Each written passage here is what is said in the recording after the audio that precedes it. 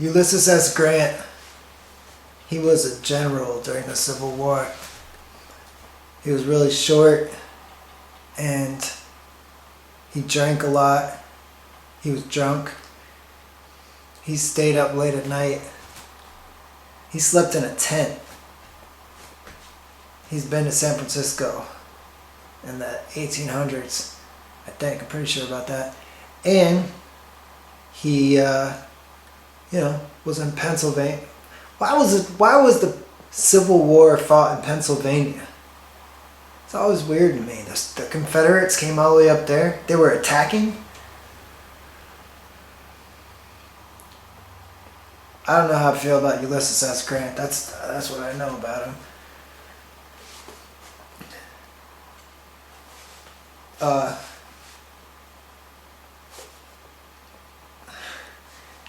This is my impersonation of Donald Trump.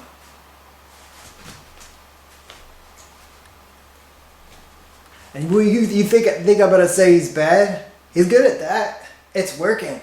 That's working. That's working. That's working on the people who are mad. That's working. They think it's not working.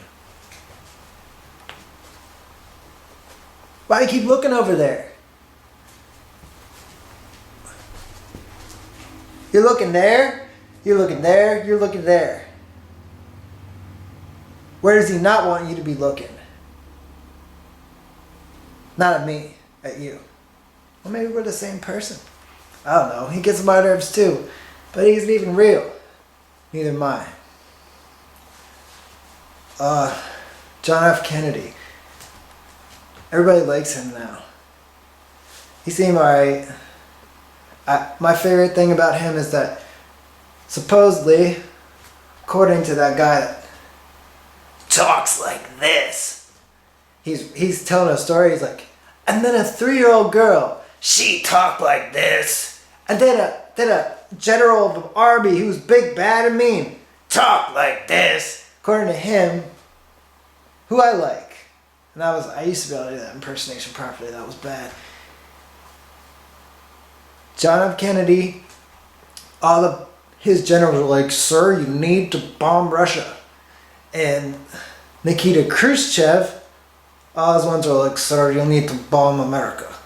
And they both didn't bomb each other, which in retrospect is a miracle. I don't want to be superstitious. It still freaks me out, but John F. Kennedy, thank you for not bombing Russia. Nikita Khrushchev, thank you for not bombing. Everybody get mad at me for saying that. Then, what else was I going to say about him? He had sex with Marilyn Monroe and that love triangle, Frank Sinatra. The mafia got mad. The mafia killed him. His own government killed him because they were mad that he didn't use the bombs against the Russians. I don't know. Or, what about the fact that his ancestors, and not distant ancestors, were drug dealers? And he was like, oh, I'm like good looking and sad, and my back hurts. And my wife's hot, and my mistress is a cultural icon, says my wife. Now everybody quotes me when it's convenient. Be like, oh, my point of view, like somebody dead that everybody at the time was mad at that thinks like me now, then he said what I think now when I use it out of context to support myself. Stop quoting dead people. All we have to fear is fear itself. Michael. Okay. This is my impersonation of a Maryland person during the pandemic crisis. Man, I know everything. Fuck it, man. I know nothing's more important right now than the coronavirus, but I'm just gonna have a couple fucking beers, man. Yeah. Evita Peron. Was she a real person? Yeah, the point of this is because it's a subtle self-critique of how I'm not educated. Evita Peron, I think in a South American country with a lady that was really powerful, that sang on her balcony, and then there was a revolution, and she probably, I don't know, something bad happened to her. Maybe she had good intentions and then power corrupted. And then they made a musical about her. I don't understand musicals that much, but that is how I'm aware of her. That is how I am aware of her. Yeah. Judy Garland. Judy Garland was Dorothy in The Wizard of Oz. The score for that film, or at least the most famous song, was by Harold Arlen. He was a really gifted music writer. I think he had a partner, I can't remember that guy's name. Judy Garland was really good at singing. That's a personal opinion, but I think she was. And then they treated entertainers the same way they treated machines and children and athletes and animals, as disposable. And if they didn't work past the point of exhaustion, they would kill them or just make them do uppers and downers, uppers and downers, uppers and downers, so they didn't even know who or where they were anymore, just so long as they could show up and do their job. Her job was to be sparkling, charismatic, also technically very sharp, sing well. You know, everything was very choreographed. You had I think the term is blocking, you know, being at the right place at the right time, move. She was great, and at a very young age was taken advantage of by the industry that was not caring. And yeah, they don't make them like they used to. The Wire. That's a good TV show. It really is like that. I'm on season 4. It really is remarkable how good the school parts are. It really feels like you're in a school. I used to teach in a lot of schools. I lacked dedication, but I did it. And yeah, it really feels like that. Who would the people on The Wire vote for? D'Angelo Barksdale would vote for Joe Biden, because while he has good intentions and he's smart enough to realize that the current person does not have his best interests in mind, he's naive to think that Joe Biden is a solution. Stringer Bell would vote for Donald Trump because he probably didn't have a relationship with his father, and he wants so bad to be accepted and to accept the American dream and capitalism because it seems so real. Well, that's probably going to be edited out. You can't use pop culture present references. The Wire was from a long time ago. Omar would vote for Bernie. I should have, if that would have been more funny, if that bit would have worked more, it would have been, I wouldn't say why. Maybe I just edited it then. You didn't know. I edit it now, and I say Stringer Bell would vote for Trump. D'Angelo Barksdale would vote for Biden. Omar would vote for Bernie. Bodie would vote for Amy Klobuchar. I don't know if I really believe that. I didn't give that much more of a thought. Really, none of them would vote. None of them rarely had a father. Does any of us have a father? If you're an atheist, you think Jesus didn't have a father. But Jesus had a father. Joseph had a father, and Jesus and Joseph's a father. They're Jesus and Joseph, the same person. So is D'Angelo Barksdale. He's not even real, but he was based on somebody real. Or at least his uncle was, a Baltimore business person. I can't remember that person's name. I like that television program. I came on it late. Wade Boggs, you know, if you were paying attention at the time, Wade Boggs was good.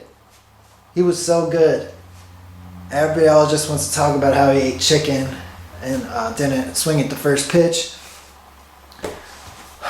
but he was wise and he was a master technician, and it was so clear that relative to the other people on the field at the time, he was head and shoulders better. But you can't say for sure about everybody that's lauded is authentically, to a discerning eye, if somebody that understands how difficult the situation is better. Here I am speaking assumptively, like I'm a good judge of it. I'm a good judge of it. Everybody's a judge. I'm speaking up. Wade Boggs was good. Alexander the Great had a boyfriend that had his wiener chopped off. He was a eunuch. Not Alexander the Great wasn't. His boyfriend was, and his advisor. This girl gave me a book that was a biography of Alexander the Great. I read it. That's what it was told from the perspective of his eunuch. Alexander the Great got betrayed and killed at the end of his life. But he also slept in a tent and threw spears and held a shield and all that stuff. Nobody in the army or the Marines does that now. They just throw for your country. Executive and chief president, chain of command. Sleep in a tent. They don't fucking listen, man. I know my persona doesn't curse. I have to edit that out. Yeah, Alexander the Great slept in a tent, and he was part gay, and he seemed like he was historically good at what he did, and I don't know, but it titillates me to think like people that like fighting and stuff don't like gay people. So I'm challenging you with that. You're not even watching. You're not even paying attention. You're mad. I want you to be mad because I feel pain inside. I feel shame inside. I feel fear. And so I provoke myself and you. We're all the same because I'm talking to a camera in an empty room. To absorb that which cannot happen. Yeah. The last thing on my list says China cell phones, and I don't know why I wrote that down. I think because my friend Alex said that his friend was in China and then came back home to Mexico, and everybody in China is monitored everywhere they go with their cell phone, and if they're not where they're supposed to be because their cell phone is with them, then they get in big trouble. And by big trouble I mean killed or put in jail. Yeah.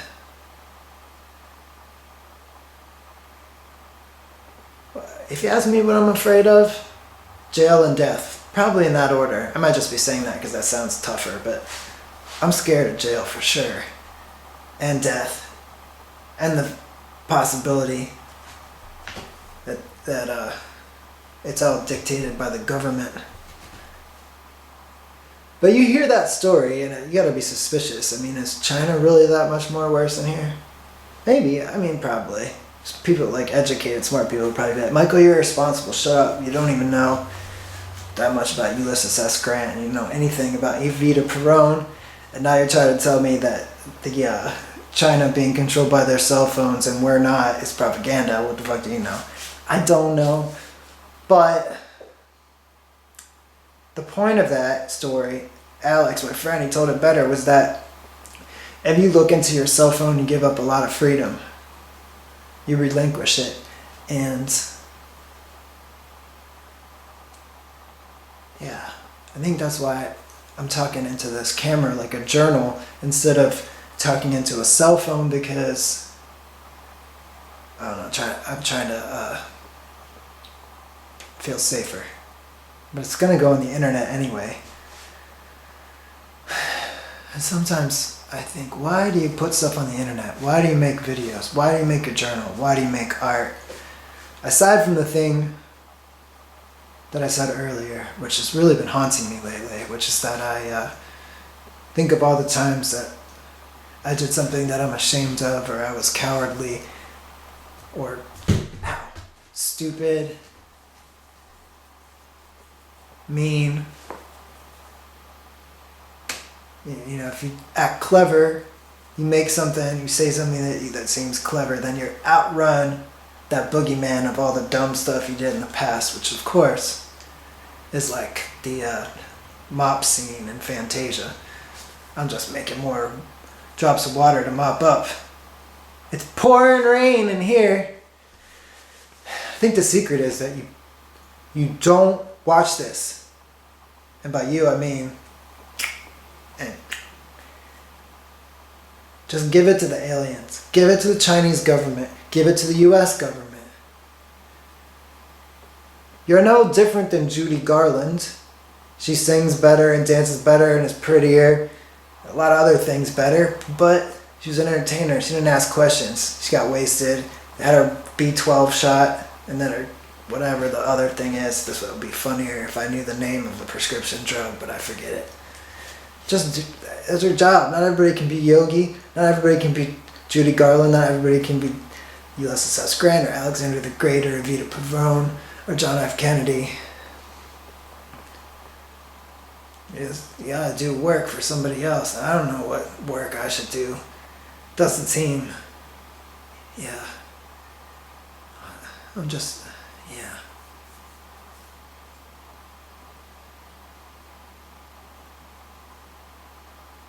That's my journal for today. I wish you clarity, purpose, deep breaths, the widest vista you can find. Exert yourself. Feel the ground on your feet.